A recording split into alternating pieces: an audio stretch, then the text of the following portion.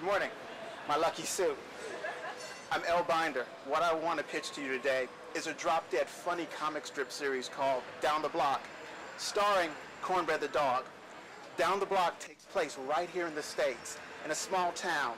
It's got a great multicultural cast of children, and it's all about the dog that they love, named Cornbread. Here's the twist. The dog of the strip is a petty career criminal. He's obsessed with money. He has very little sense of right or wrong. It's not if he's going to get the kids into trouble, it's how much trouble he's going to get them into and how much legal assistance are they going to need to get out of trouble. Down the Block's greatest strengths, aside from its trademark humor, is the fact that it's different.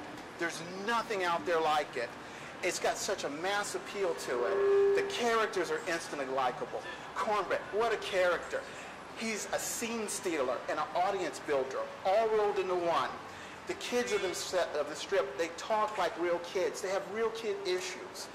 Their little personalities jump off the page and they work so well together. It's a great, clean, fast read. There's no nudity, there's no profanity. Parents don't have to worry about Cornbread the dog and his friends. But anyone can just jump in and read it. Down the Block, starring Cornbread the dog, is a licensing and merchandising monster waiting to be unleashed by Platinum Studios under their banner. Can't count how many times I've got requests off the website for t-shirts, football jerseys, coffee mugs. A lady in Peoria wants to know if there's a Cornbread the dog snow globe for Christmas. I'm not going to lie to you. It's been a long, hard road, 7 years just to get here. If there's any justice in the world, Cornbread and the dog and his friends need to be yanked off my site and onto a bigger stage that Platinum can provide. I can go on and on. Time is against me. They got people out there melting. But I can say this.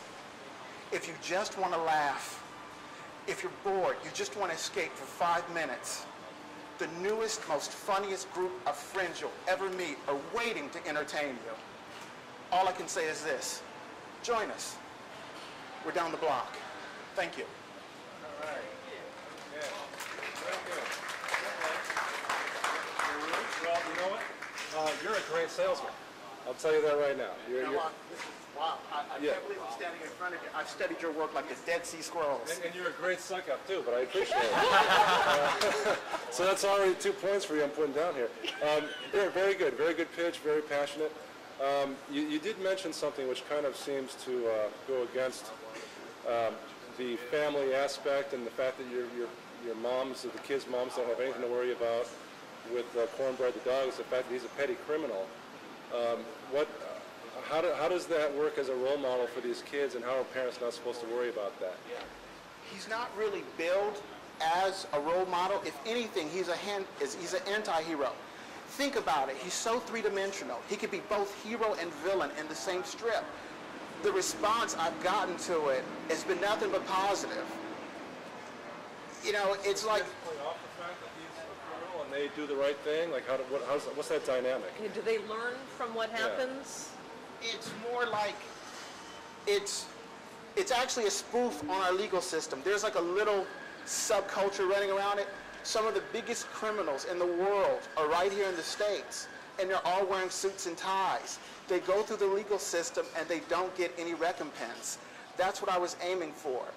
The kids managed to be his surrogate conscience, especially Kimmy, the little Chinese girl that strips. She has the most positive... I'm not quite getting this. First of all, I sort of feel like you should be pitching this to a local newspaper, and not to a comic book company. It seems like a comic book strip. Secondly, I always get a little turned off when people are talking about the marketing possibilities of something when really comics and these things are made on stories, and the characters are only going to sell if they're in interesting stories and we really care about a character. And I'm not convinced that I'm ever going to care about a dog that his most outstanding trait is that he's a criminal, that he breaks the law. No, I would actually disagree with you. I think it's pretty cool. I think that starting as a web comic and then moving into print, I think could make some sense. There is nudity in here, by the way, with the strip you gave us, the dog. But I think you are a good salesman. I think. Holy Christ, you're right. And I think that your being a good salesman does help. I think from what we've seen here is cute. I would certainly, if you were pitching to us and submitting to our company, I would definitely want to read more and see if the jokes sustain on their way through. Can I leave you with just this really quickly? The website is up there. There's no denying the cult hit of it. Don't take it in just its one-page, one-person format. Before you judge me or judge my strip or my work, I'm not being defensive. Give it a chance and read it in its entirety. I know you're busy and you got tons of stuff to do. But win or lose, it's just been an honor being here and meeting so much more creative people. Thank you. After the winners, we'll review. Thank you, Larue. Thank you. Appreciate it. Nice job.